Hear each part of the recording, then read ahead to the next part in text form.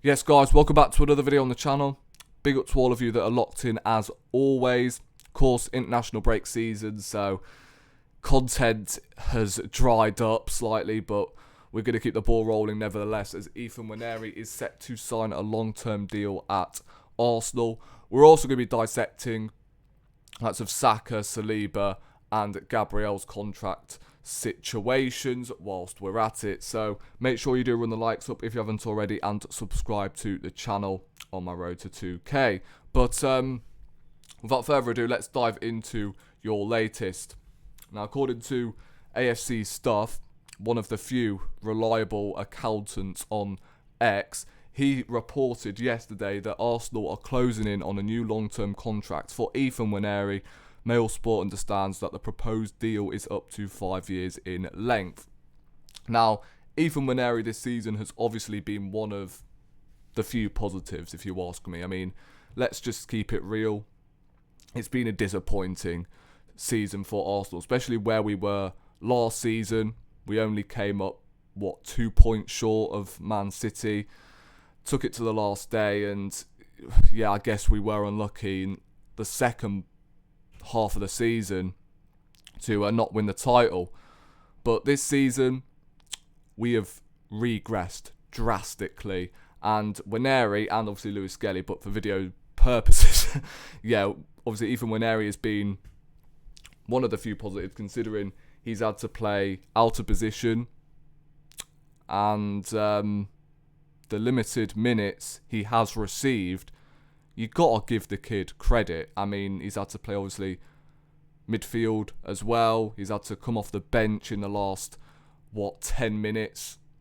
So, yeah, I've been really, really impressed with the kid all season.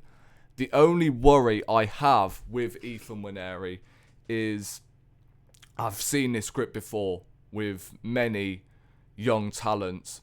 I think back to Balogun, we signed him on a 5-year deal, I believe, and he only started one game, which was, I think, if I'm not mistaken, it was Brentford, was it not? And we lost 2-0. And obviously Smith Rowe was the latest one. We extended his deal, and we gave him the number 10 shirt, and we all know how that went. So, yeah, I am a bit concerned about this Nwaneri situation if he was going to sign a new contract. But at the same time, right, I will say this now. I think Ethan is a better prospect. From what we've seen so far this season, he was better than Smith Rowe. He was better than Balogun when they first burst onto the scene at Arsenal. Because, obviously, we all know, as I said earlier, Smith Rowe, the way his career plateaued out was really sad, because in that second season where he did sign a contract, he was brilliant for at least 3 or 4 months, and then he was riddled with injuries, unfortunately, and got replaced. Unfortunately, that is football. So hopefully the same doesn't happen with Ethan if he was going to sign a new contract. If you think back to when he first burst onto the scene, like in his early stages in his career, I think when he was like 15 or 16, Chelsea and Man City were lurking. So it's really important that at this age, you've got to extend his deal. And I think in the future, whether he should start, I mean, it still remains as a question mark. Does he start ahead of Ødegaard next season? Me personally, I'd like to see Ødegaard in the 8 and Nwaneri in the 10, but at the same time, you're taking away the telepathy Ødegaard and Saka have down that right-hand side. So, yeah, it's a difficult one, actually, whether he should start next season, but whether we should sign him up on a new contract, 100%. And we should probably do the same with Lewis Skelly as well, in case someone snaps him up. Because at the moment, if he's not going to be played, because let's be honest, it's only taken like 2 injuries in attack for the manager to actually start him in games, and that was out of position. So, yeah, it does worry me if he was going to sign a new contract and he's not going to play, he's only going to get limited minutes here and there in the Carabao Cup, FA Cup, etc. And soon enough he's gonna want out because he's far too good to be on the bench. I think he should be a starter next season, and he should be a starter now. He's arguably our best attacker at the moment. So let me know what you guys make of this piece of news with Nwaneri. I think this is brilliant. One of the few positives for Arsenal this season, considering he had an injury about January time, and he's come back and he's hit the ground running. And I think technically he's probably the best we have in the squad, along with the likes of Zinchenko and that.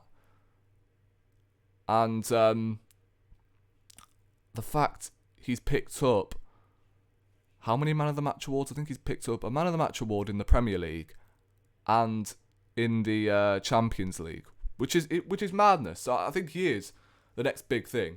I really do. He's an absolute baller, and I can't wait to see him next season, like properly, because he should get consistent minutes, in my opinion. But obviously we've got to manage him well. This is all I'm saying, because yeah, we've all seen young players in the past, such as like Michael Owen, unbelievable when they first burst onto the scene. Wayne Rooney, they pick up injuries, and they're not the same player. So we've got to manage his minutes well, and hopefully he doesn't turn out like the likes of Smith Rowe and Balogun have, and Patino to some extent. Patino was supposed to be the next big thing. He was linked with the likes of Barcelona and Juve and that, but obviously didn't make it at Arsenal. Now he's languishing in La Liga 2. Unfortunately for him, I kind of feel bad for the guy, but it is what it is. Football is a ruthless sport at the end of the day.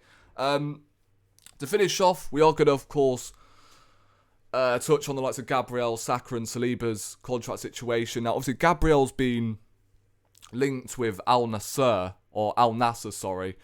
in Saudi Arabia.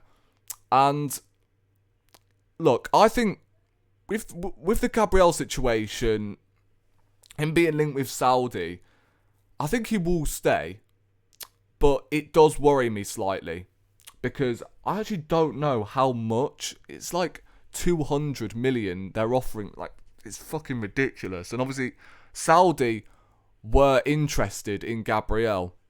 Remember last season when Arteta dropped Gabriel for some absurd reason? Apparently it was because of the Saudi links, and obviously he ended up staying. And he's reached an age where, 2 years left on his current deal. He's going to be 29 by the time his contract runs down. Is this his best opportunity to earn that sort of money? Pick up his paychecks and that in Saudi, and perhaps win a few trophies, have an opportunity to play with Ronaldo and that? I don't know. It is a difficult decision for him to make, because if you stay at Arsenal, I think you develop better than going over to Saudi, because no one will recognise you if you go over to Saudi. There's just no way that Gabriel will get the same recognition if he goes to Saudi than if he stays at Arsenal. So that's a difficult one. With Saliba, right, obviously he came up with some comments about his future in a press conference lately, and he said he's staying. But at the same time, we have seen this script a few times. I mean, Isak said after, I think, the Carabao Cup final that he was staying. So, yeah, there's still sections of the fan base saying that we're going to get Isak in the summer. So, yeah, I mean, it happens to certain players. Who remembers Sol Campbell? He said in that interview, I'm staying, ended up coming to Arsenal. So, yeah, I wouldn't jump to conclusions, but yeah, the way he said it, he seems fine with Arsenal, but it's just whether we win the league or not, I can see him still playing for Real Madrid. But I just don't see him going to Madrid in the summer, in my opinion. I think if we don't win anything next season, he's going. Because obviously we've got 2 years left on his contract, and Real Madrid tends to pounce on deals like that, don't they? Because they don't really splash 100 to 150 million on players, do they? They often wait until their contracts expire before they actually end up going for that player. You see Rudiger, you see Trent's another one that's set to go to Madrid and his contract expires at the end of the season. Mbappe, of course, in the summer. So, yeah, I think Saliba will end up going to Real Madrid regardless, but I don't see him going this summer. I think perhaps even if he does actually extend, he will end up playing for Real Madrid in his prime. I think that's just the reality we've got to face. And then Saka is a difficult one because Saka bleeds Arsenal, right? You can tell he loves the club, but at the same time, he's an ambitious guy. And he does have that winning mentality. And if we don't win anything, the longer we don't win anything, actually, it's not going to be long until he's going to want to call it quits. So, yeah, the contract situation with Gabriel Saliba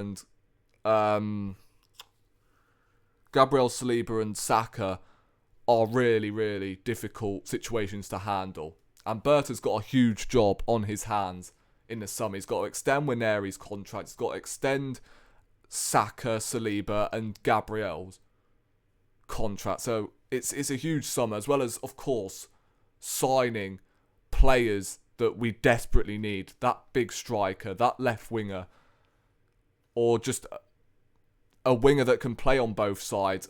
It's a huge summer. And, yeah, it's going to be interesting to see how that unfolds. But, yeah, guys, there is your news for today. Of course, let me know your thoughts in the comment section down below with, of course, the EFA news and what you think will happen with Gabriel, Saka and Saliba. Let me know your thoughts in the comment section down below. But on that bombshell, subscribe to the channel if you haven't already. Smash the likes up and I'll see you in the next one.